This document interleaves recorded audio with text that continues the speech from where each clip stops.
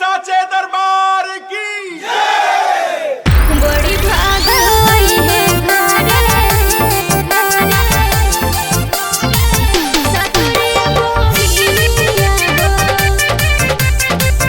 Music by मुरली मुकेश।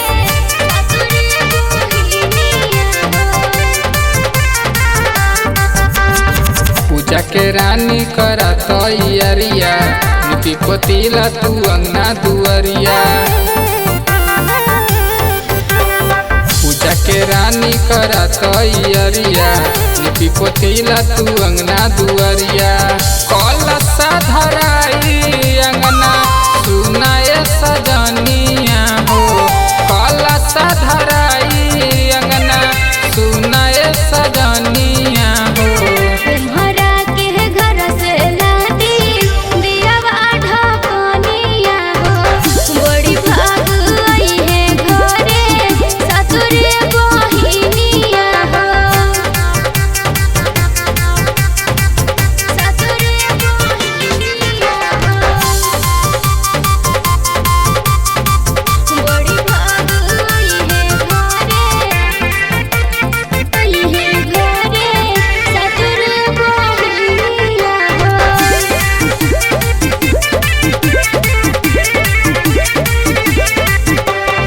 नौ दिन करब पूजनमा पूजनमा पूजनमा।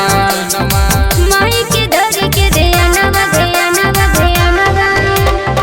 माई के महिमा अपार हो अपार हो अपार हो। करते हैं दुख से उबार हो उबार हो उबार हो। गंगा जल लइबै धोबै माई के चरनिया हो। गंगा जल लइबै धोबै माई के चरनिया हो।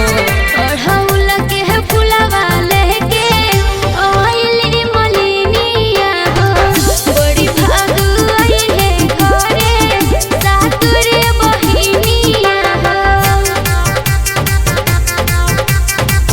सातुरे बहिनिया हो। बड़ी भाग आई है घरे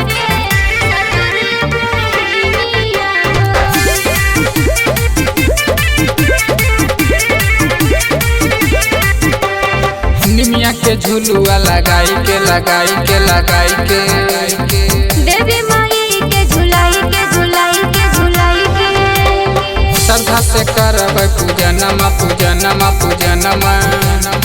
देती है माई मोर ध्यानवा ध्यानवा ध्यानवा।